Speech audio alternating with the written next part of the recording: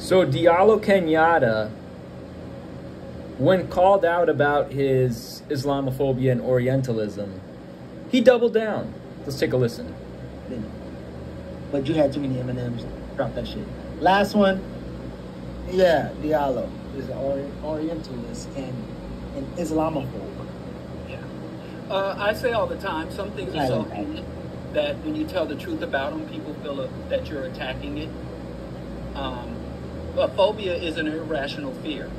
Am I being irrational when I talk about Islamicists colonizing, torturing, mutilating? Well, sometimes. And you see, he gets called out by Geechee Ya, but Geechee Ya, he has some Islamophobic tendencies of his own, right? And it's why I really don't rock with Black Power media. And I think they really need to quit the Orientalist, Islamophobic, John Henrik Clark shtick. I can tell you why. Let me tell you why. I think you become irrational when you are speaking to individuals like a Skip, a Jackie, a Salim, a Musa, who are as radical and sometimes more radical than you in their politics, and you are reactionary in their faith. I don't know how you that works. Call it, I mean, you might be reactionary in that instance too, right? I'm not intelligent enough to hold two. No, what I'm saying is, you asked me, you asked me, are you being irrational? And I was just explaining to the irrational part. So the irrational part is, you're going to spend time trying to debate people who you should even be, well, you do look at as comrades who are engaged in the same work that you're in and are very clear politically where you need to go. So if it comes a fight and it's time to go down, yes, a lot of your atheist friends probably ain't going to show up for it. So what I'm saying, you be irrational in that capacity. But if you have numbers that say more Christians are harmful than the radical revolutionary ones, so be it. But yeah, so I think there's a context of irrational. You didn't describe Islamophobia. You did not. You said irrational.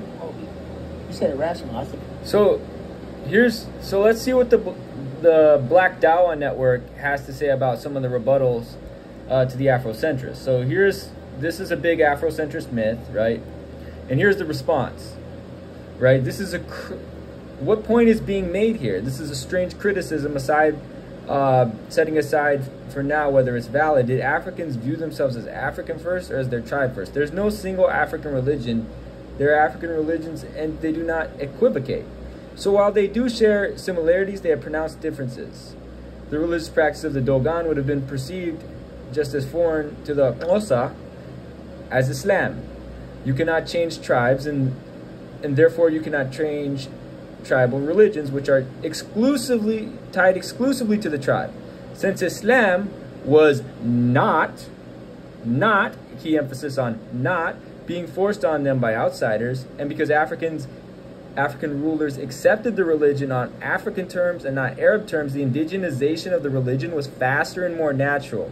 However, the fact remains that Islam, as a religion, debuted in the Arabian Peninsula with its prophet, Muhammad sallallahu alaihi wasallam, being an Arab and the official language being Arabic, right?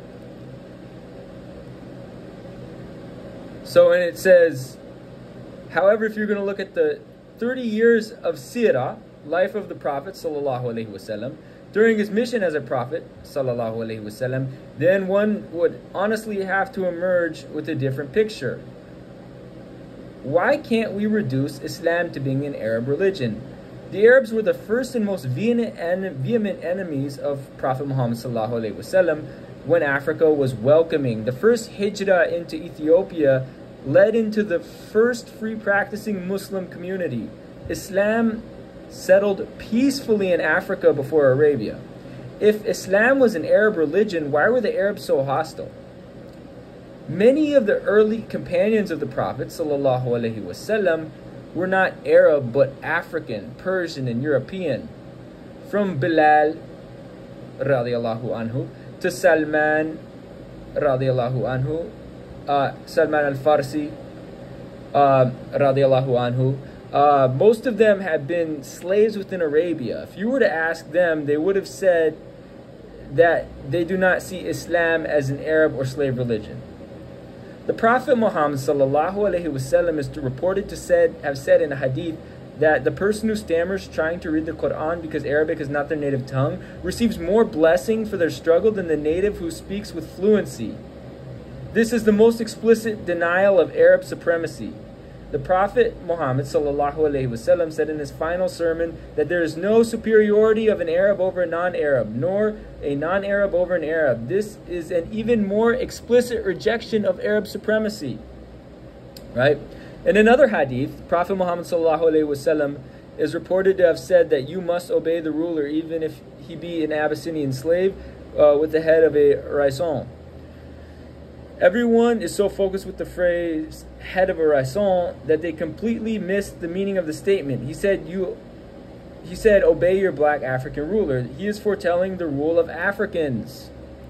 The difference between Arab and West African is as vast as the difference between West African and East African, and similarly between East African and Arab is as much as the similarity between those on the coast of West Africa and those in the interior of West Africa. In other words, the foreignness of Arabs depended on where in Africa you were and what part of Arabia you were from. Yemeni has more in common with Ethiopians and Somalis than Kuwaitis. The Arabness of Islam is less of a barrier to Africans in the 11th century than it is to people in the black people in the diaspora who have been westernized. Ironically, the same Afrocentrists who cite the foreignness of the Arab are even less familiar with African cultures than they like to admit, which is one of the reasons why they focus so much on ancient Egypt. It's not a present reality culturally that they have to deal with. Right? I was giving you the time. I said, we're going to give me an example of Islamophobia. And I asked the distinguished question. If I call Islam a colonizing religion, if I call it... Because it's not, brother. It's not, okay? Look, brother. Look, okay? So, here are the facts. Here are the facts, okay? Right? Here are the facts. African rulers, and this is from the Black Dawah Network, African rulers accepted Islam on their own terms. The Arabs were the first and most vehement enemies of Prophet Muhammad sallallahu alaihi wasallam when Africa was welcoming. The first hijrah into Ethiopia led to the first free practicing Muslim community. Islam settled peacefully in Africa before Arabia. If Islam was an Arab religion, then why were the Arabs so hostile? Many of the early companions of the Prophet sallallahu alaihi wasallam were not Arab but African, Persian, and European. From Bilal to Salman al-Farsi, may Allah grant them Jannah, also known as Radiallahu Anhu, right? Most of them had been slaves within Arabia. If you were to ask them, they would have said that they do not see Islam as an Arab or slave religion, right? The Prophet Muhammad sallallahu alaihi wasallam is reported to have said in a hadith that the person who stammers trying to read the Quran because Arabic is not their native tongue receives more blessings for their struggle than the native who speaks with fluency. This is the most explicit denial of Arab supremacy. The Prophet Muhammad sallallahu alaihi wasallam said in his final sermon that there is no superiority of an Arab over a non-Arab, nor a non-Arab over an Arab. This is an even more explicit rejection of Arab supremacy. In another hadith, the Prophet Muhammad sallallahu alaihi wasallam is reported to have said that you must obey your ruler, even if he be an Abyssinian slave with the head of a raison. Everyone is so focused on the phrase head of a raison that they completely missed the meaning of the statement. He said, obey your black African ruler. He is foretelling the rule of Africans, right? The difference between Arab and West African is as vast as the difference between West African and East African, and similarly between East African and Arab is as much the similarity between those on the coast of West Africa and those in the interior of West Africa. In other words, the foreignness of Arabs depended on where in Africa you were and what part of Arabia you were from. Yemeni has more in common with Ethiopians and Somali than do Kuwaitis. The Arabness of Islam is less of a barrier to the Africans in the 11th century than it is to black people in the diaspora who have been westernized. Ironically, the same Afrocentrists who cite the foreignness of the Arab are even less familiar with the African cultures than they like to admit, which is one of the reasons why they focus so much on ancient Egypt. It's not a present reality culturally that they have to deal with. So, again,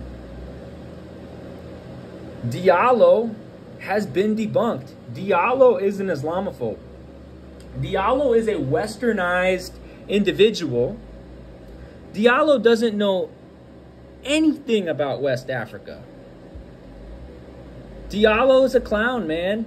Diallo's an Orientalist. Diallo's an Islamophobe. Diallo knows nothing about Africa. Diallo was born in Kansas City. He's lived in Kansas City, New York, and Chicago. Okay? Diallo knows absolutely nothing about Africa. In many ways, because part of my lineage is Afro-Yemeni, I am in many ways more African than Diallo. Right? So, yeah.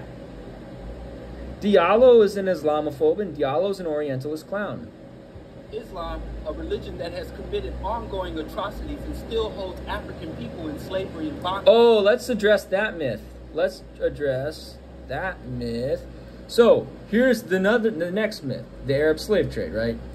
So, the trans-Saharan slave trade, and more specifically the Indian Ocean trade, predate the rise of Islam by thousands of years within the Indian Ocean, with the Indian Ocean trade dating back to 2500 BCE. The spread of Islam simply made Arabs the new participants in something that was old. Africans were equal partners in their commercial relations and more often operated from a position of strength. In both the trans-Saharan trade and Indian Ocean trade, slaves were never the central item traded. Slaves was part of a wider trade in gold, ivory, and soapstone. The Indian Ocean trade in particular was already thousands of years old and had been controlled by different ethnicities in that region when Arabs first came into possession of it. Why not call it the East African slave trade, the Greek slave trade, the Roman slave trade, and the Gujarati slave trade, and the Garamante slave trade, or the Persian slave trade? Why not call it the gold trade, the soapstone trade, or the ivory trade? Why was there only an interest in the Arab period? To call this trans-Saharan and Indian Ocean trade the Arab slave trade when it was practiced for thousands of years before Arabs took possession and slaves were not even their central focus is a political decision, not a scholarly one. All right? So, again, Diallo is such a liar.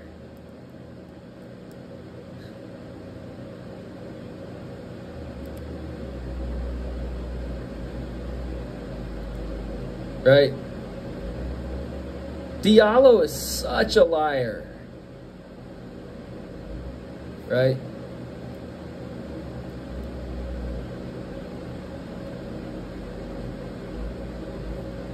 Bondage to this day. And we're going to get into that. Let's get into that point, right? So, here's another myth, right? So, again, the Indian Ocean trade predated the Arab involvement. It goes back as far as 2500 BCE. Before it was the Arab slave trade, it would have been the Indian slave trade, the Persian slave trade, the Greek slave trade, and the Roman slave trade. It was only the Arab slave trade during the Abbasid period. During this time, slave raiding occurred in fits and started spikes and periods. But there were also places where it didn't happen. The Zanji uprising was larger and more impactful than the slave trade itself. History M.A. Shaban argues that the majority of participants were not slaves but free blacks and Arabs with some runaway slaves. There would not have been enough slaves to do the kind of devastation that happened. The irony is that it did more damage to Iraq than it did to East African states that traded with them voluntarily. The The aggressive slave raiding that is so often referred to belongs to the 1800s and has much more to do with European activities in India and West Asia at this time, as the transatlantic slave trade was practically over. The scramble for Africa accelerated the slave raiding in Southeast Africa. After the Abbasid period ended, the Arabs were simply the face of Islamic power, which had passed to the Turks. This brings up very significant facts about Arabs, Islam, and slavery. The majority of slaves in the Arab world were white and Persian, who overthrew their Arab masters and subjugated them, and eventually took African slaves from Indian and African middlemen. There were no organized enterprise that principally targeted Africa for slaves to build up Arab countries. African slaves were used on a needed basis, but for the most instrumental slave labor, the Arabs relied on whites. The majority of African slaves were used as servants and security guards. This function would not have required millions of slaves, such as the case with the military, whom the Arabs relied upon for their military campaigns that were directly responsible for building up their wealth. Hence, there is some doubt about the number of African slaves in the millions that are found in secondary sources on the Zanj trade. Right? So,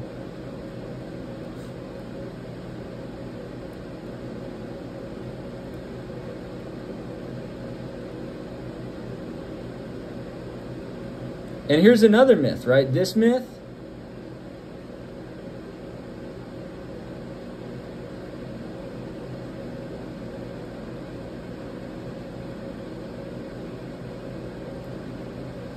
So, some Arabs involved in the enslavement of Africans employed this theory, but it was not widespread among either Arabs or Africans. Africans who did use this used it to disparage other tribes with whom they did not get along with. This was a consequence of the Hamitic hypothesis, but this was not a consequence of the Hamitic hypothesis. So this was not a consequence of the Hamitic hypothesis, but rather a decision to use this was a consequence of tribal conflicts. Ham does not appear in the Quran or the Hadith. He is not part of Islamic hagiography. The story of Ham only appears in Judeo-Christian sources, and the story itself flies in the face of what Islam demands we believe about the prophets like Noah. The use of Hamitic curse to justify the subjugation of Africans began with the Syrian Christian, and it was adopted by Arabs and Africans with no religious scruples. Its proliferation and impact on religious thinking in the continent was negligible.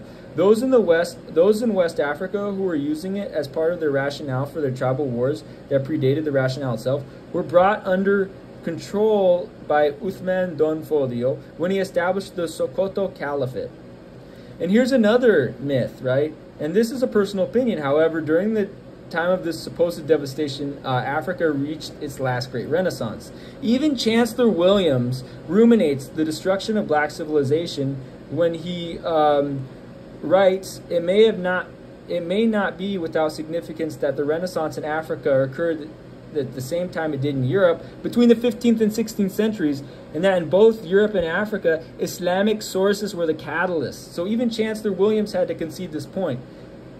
Islam's impacted sub-Saharan West Africa in two significant ways.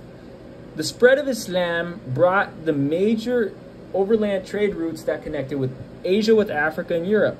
This enlarged the scope of the trans-Saharan trade, which then transformed Ghana from a local kingdom to an empire. The conversion to Islam by West African kings and notables brought these West African empires into an international association of an established trade network that made these West African empires the wealthiest of the entire continent. Mansa Musa is the heir to this reality, right?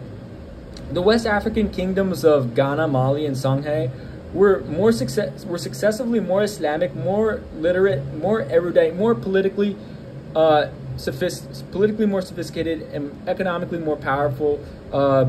Concomitantly, Islam was the catalyst for both of these as can clearly be established when comparing them to their non-Muslim counterparts. Those who wish to say that the religion of Islam was a force of bad can only do so by denying these facts. So again, this guy right here is an Islamophobe and a clown, right?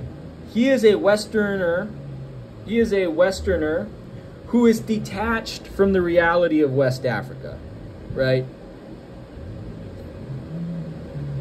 He is a Westerner detached from the reality of West Africa, right? If I say that, is that a rational fear? No, because you have a fear of Islam when Islam, we just read how much West Africa and how much Africa in general benefited from Islam. Again, Diallo Kenyatta is probably one of the biggest clowns from Black Power media.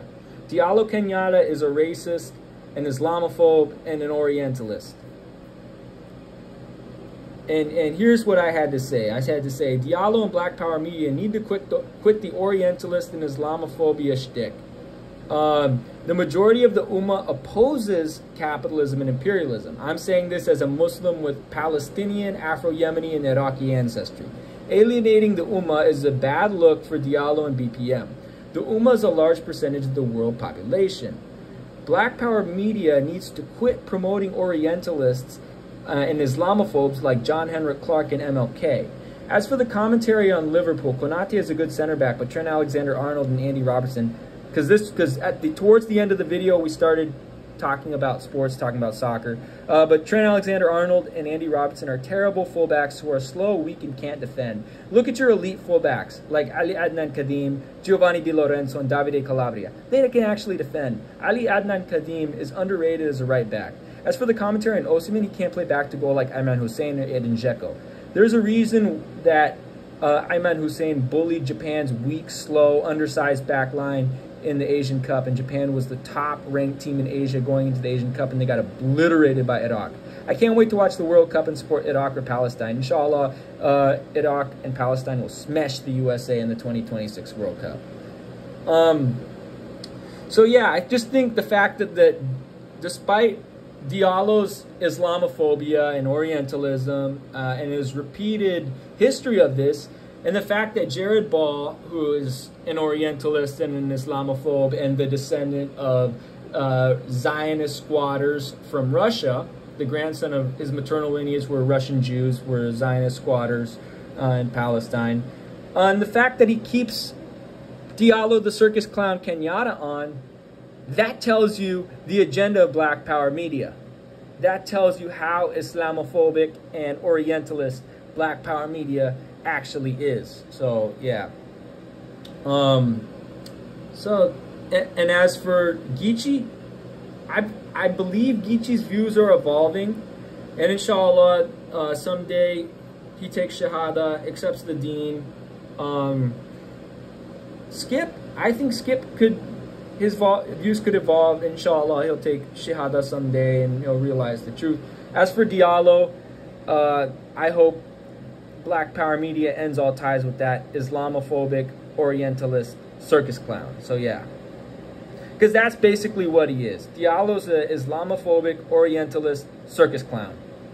That's literally what he is.